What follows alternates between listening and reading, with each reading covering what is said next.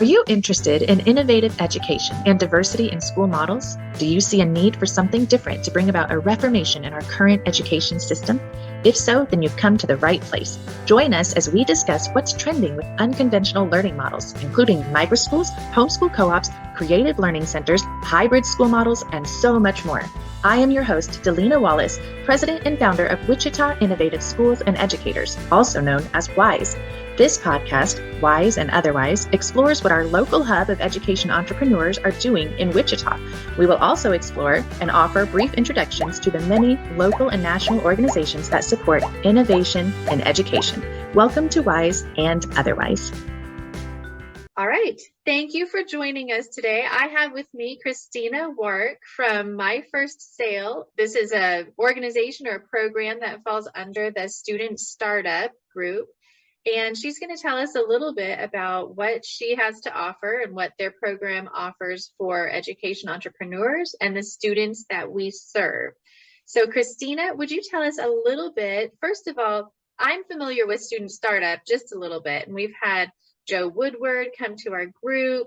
He's amazing. I love what he's doing. But if you can just briefly tell us what Student Startup is about and its origin, and then we'll talk about you and how you're involved in the company, and we'll go into My First Sale. Absolutely. And thank you for having me. So Student Startup is basically an organization that we would consider kind of an internship for entrepreneurs. Joe was, I think, coaching basketball at the time, and then decided, you know what, maybe it's time that I start coaching business.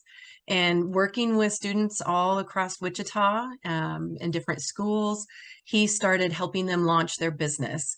Now, first of all, he was providing capital, so some of the resources that they needed to launch, as well as helping them connect with customers, and then just learning how to, run and manage a business through the Student Startup platform. I love that. I think it's so great. So is Student Startup specific to the Wichita area, and has it grown beyond that area? Like, would students in other parts of Kansas be able to participate?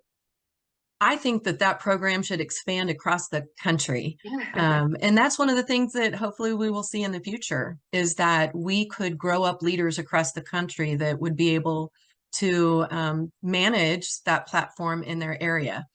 I do think that there has to be that in-person guidance. It's not as virtual as My First Sale. Sure. Yeah. So as I was looking at the website with Student Startup, I'm just like so impressed with the options for these small businesses that teenagers basically, I mean, is there even an age limit on how young a student can be, or how old or whatever, so that they can own their own business?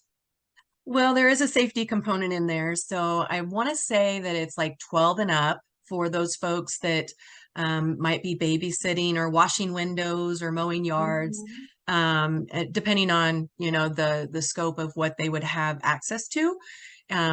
Like, for example, with the babysitting, it's typically 2 or 3 sitters together that are sitting for a group. Again, just to ensure that safety. And then with mowing, they're working with power equipment, so that age group is probably a little higher. Yeah. So tell me a little bit about yourself and how you're involved. I know that you mentioned you have worked with them. They have a 6-week program where they're doing kind of some training. It's like an intensive boot camp type thing to help their business launch. Is that right?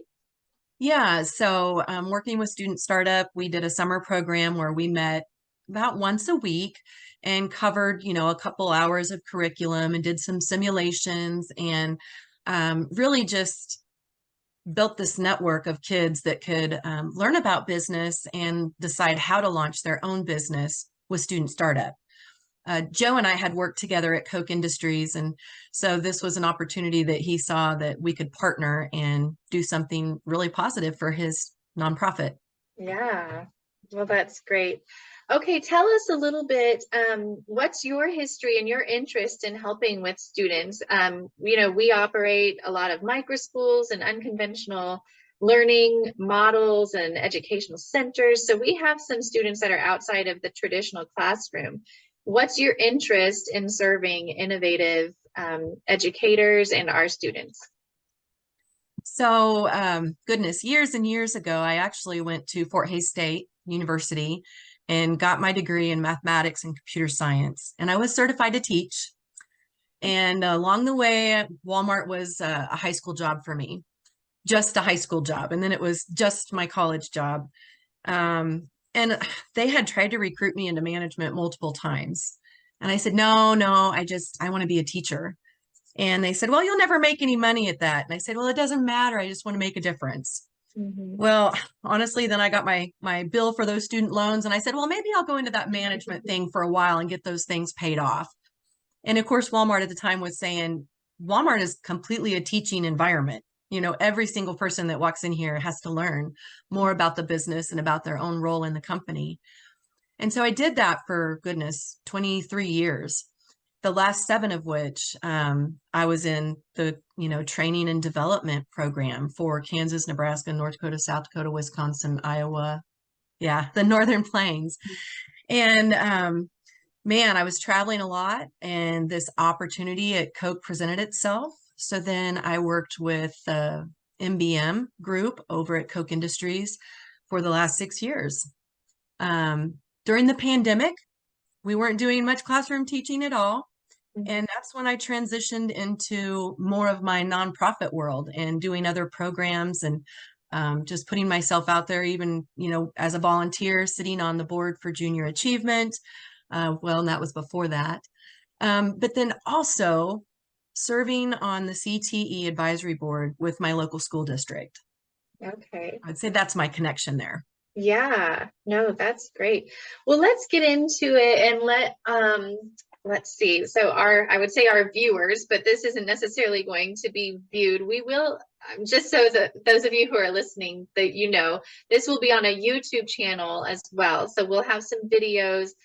Towards the end, Christina's going to share her screen, and we're going to go to the student startup website and look around a little bit there. But for those of you listening in the podcast, we're going to just start talking a little bit about my first sale. And I understand that there's an upcoming virtual fair, so we want to make sure that we talk about that a little bit. There's one in November. Is that correct? Correct. And then, Yep. But these are also like ongoing opportunities. Absolutely. Right? Okay, Yes. so tell us a little bit more about my first sale. Well, this is a very intuitive platform where kids get to basically go through a 12-hour business program. And in doing so, they learn how to make money, they learn how to manage money. And for us, I would say it's about building confidence, building capability, and really teaching them how to become contributing members of society. At the end of the day, these kiddos, I shouldn't say kiddos, these students, because they're a wide range of ages, they learn how to appreciate the value of a dollar and the hard work that goes into being an entrepreneur. That's great. Tell us a little bit about the services that are offered. So when we talk about that, your company helps to build this idea of entrepreneurship and instill these values and teach these lessons, how exactly does that look? Well, so on the platform, there's really 2 different spaces that we work in. One that you mentioned, the virtual fairs, and that can be hosted by a school that is a specific group of students, or it can be across the entire country. So like, for example, the one that we're doing in November is partnering, or I should say alongside the same week of Global Entrepreneurship Week. And our kids will learn how to create this product that they want to make. They will have their own storefront within that virtual fair. We will do weekly Zoom meetings where they can kind of ask questions and explore where they're at in the process and talk to some of the other kids that are within that same fair. Then during that week, which this one's actually going to be a week-long fair, we will look at and assess and kind of have a healthy competition around presentation, maybe their pitch videos, how many RSVPs they brought to the site, how many customers or sales they earned. We haven't quite finalized those categories. And then after the fair is over, then we'll do an awards ceremony. Now, for those that really enjoyed it, they can continue their storefront page, which would then be separate from that virtual fair. And they can run that platform as long as they want and continue to sell their products. Okay, so tell me a little bit about the students who are getting involved in the program. Are they naturally just like business minded? Are these kids that have always dreamed of owning a business and they have ideas already? Or do you even start with students who have no idea what they would possibly do? And do you help give them ideas? When I think of like my own kids, I have 6 kids, I could see some of them would, oh yeah, they talk about this and that and selling these things and doing this for work, but some of them would probably have no clue. So what do you do? What kind of kids do you work with? So I think this could be everything you said and then some. A teacher could take this as a lesson and have each student go through it either individually or as a group. These lessons could be, watched for the whole classroom and then discussions on each section. What would you sell? What would you be passionate about? How would you decide how to price that? What would be the easiest way for you to make your product? Where would you source your materials? And so whether that student ever decided to continue that business, I think even that pain and struggle of them going through that process is valuable. And then perhaps you never know, they might discover that they have some gift or ability or passion in this space, and they might be our next entrepreneur that's leading a billion-dollar company down the road. Yeah. Or they might just see this as a way to learn about some of those topics. What are some examples of things that other students have done? What types of businesses or products have they sold? Oh, there's a whole mess of categories out there, right? So anything from arts and crafts, health and beauty. They've made personalized cards. They've done even food. They've created games. Another category is gifts, jewelry, stuff that you wear, pets and supplies, and anything under the sun. These kids are pretty creative. And what about services offered? Is that part of the business opportunity or? Yeah, we see more of the services on the student startup platform. Mhm. It has the ability in the background to start to schedule some of those services and partner, pair up the consumer or the customer, with the child that's offering that service. Whereas my first sale is more like an Etsy for kids, if you will. Yeah, that's so great. And have you ever done, has Student Startup or My First Sale, is this always a virtual fair or have they done in person, like a business fair type, opportunity locally? Oh, I'll tell you what, we were so inspired by the Children's Business Fair that was held a couple weeks ago. Okay. I think Wonder had and hosted 119 children that Wow. had booths, and just seeing all the products, and it wasn't just parents and family that were like shopping. There were people from all over Wichita that were stopping by to see what's going on, and just really enjoyed seeing these kids put themselves out there and create a product and sell it. And then just watching that, absolutely, we want to do these in-person fairs as well. Mhm. Hopefully we'll see one in the spring. It's kind of on the radar for us. We just haven't solidified all those plans just yet. But yes, My First Sale and Student Startup will be hosting some in-person fairs in the future. And then hopefully those Wonderful. kiddos will choose to take some of those products that they make and sell at their in-person fairs. And then they have access to a platform 365 days of the year. That's incredible. Okay, well, why don't we go ahead and, if you don't mind, share your screen with us and you can give us a little tour around the website. Um, so this would be, would the educators and the teachers be coming to the website? Do students just log in and browse around? Like, tell us a little bit who it was designed for. Yeah, so everything coming across okay? Yeah. Okay. So anyone can come to this website. It could be a teacher that is looking for a project to do with her students. It could be a parent that's looking for just another way to interact with their child at home. It could be kids just jumping on the website to see what's going on and how it works. But it's pretty straightforward. Kids love it. I love what Madeline had to say here. She's 10 years old, that she has learned to become more self-sufficient in life, but she also sees a need and feels a need. 10 years old. Parents love it because it's a way that, they can personally help their kids learn. I liked how this Lance says here that their child is learning interpersonal skills, time management. And sometimes these are not things that are as fun to learn by, a book or an activity. This is really robust in how they learn.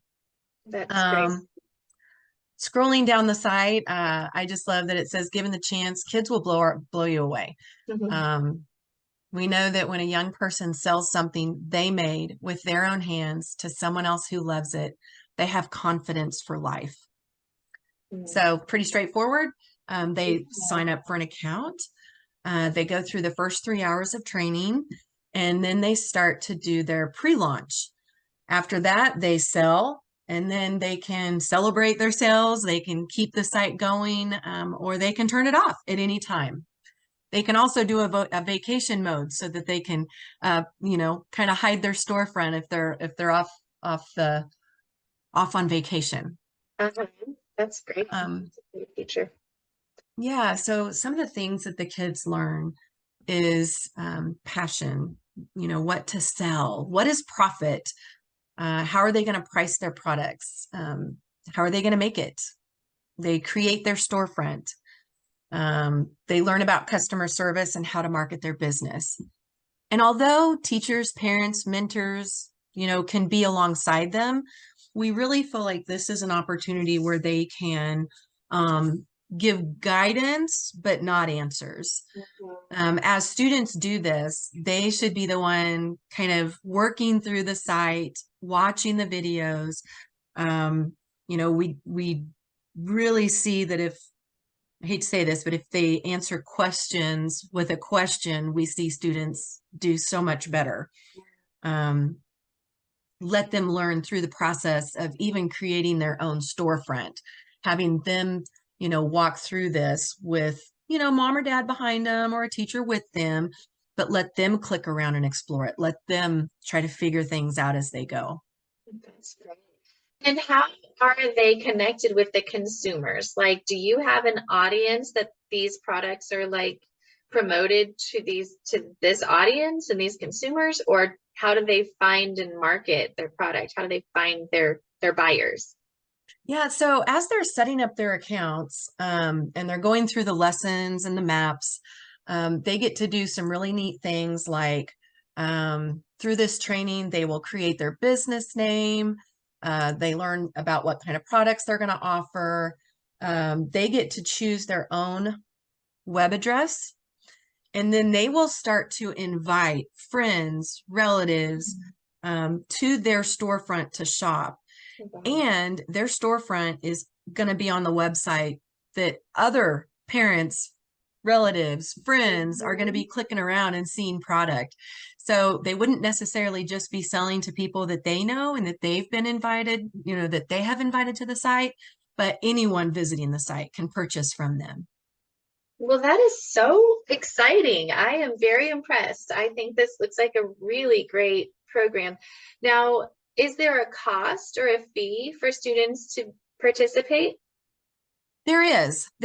So outside of a business fair, so like if a student were to go to the site today and just sign themselves up, it would be a $97 cost. Okay. Now we do have scholarships available, but our scholarships, they come with some requirements.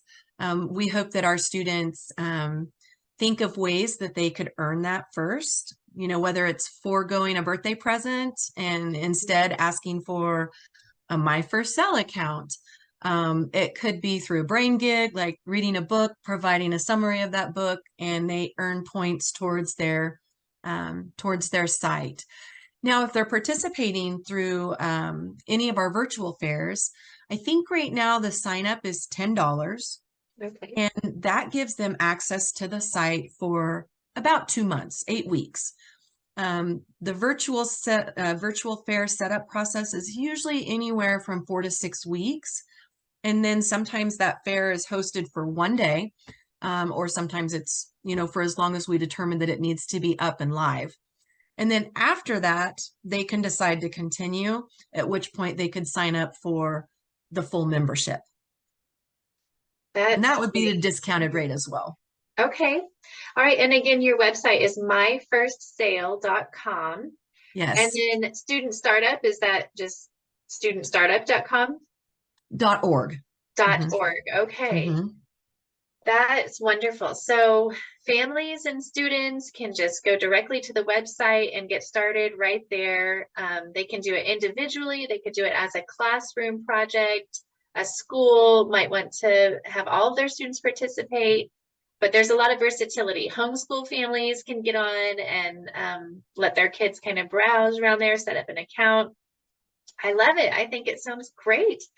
Do you have anything else you'd like to share? We've got maybe a few more minutes and then we'll wrap up, but tell us a little bit more what you want to make sure to relay to our audience. Yes, thank you. So the page that I'm sharing now is accessible to anyone. So there's tons of awesome videos in here, interviews that, if you're in the car with your kids, this is something great to throw on and listen to as you're, headed to the store or wherever you might be going. And it's free, it's accessible. And there's also a nice blog page in here. And anyone can access those as well. So I think it's just an excellent resource. About the only other thing I might share is probably just reiterating that our fall virtual business fair is November 13th through the 19th, and we're kicking it off pretty quick. We've got some kids signing up, and we're getting ready to start our weekly Zoom calls to help these kids work through this. So all of your folks are welcome to join. That's exciting. When is the deadline to sign up for this? Well, if a person's pretty ambitious, they could possibly even sign up the week before. Okay. It is, especially if they already have some of that background, then we're just giving them access to the platform. If they've already created their product, if they've already kind of thought through the cost of their supplies and where they would price it, and they understand some of that, they could get through those videos pretty quick. It is technically a 12-hour course. Okay. But yeah, I think some students, they could jump on that site and probably have it up and running by the end of the day. It takes a little bit of time if they haven't already photographed their products or they haven't created a pitch video. I would say those are the two time-consuming pieces for them. Okay, well, great. Well, we'll make sure to get the word out there again to our WISE organization and our members. We have it on our Facebook page. Anyone who's interested, you can learn more by going to studentstartup.org. And then also myfirstsale.com. Christina, thank you so much for your time and for telling us about your organization and your program here. I love how it's serving innovative learners in and out of the classroom. I just love how you're helping these little entrepreneurs just grow in their business. So thank you for your time, and we appreciate it. Oh, absolutely. My pleasure. Thank you for having me.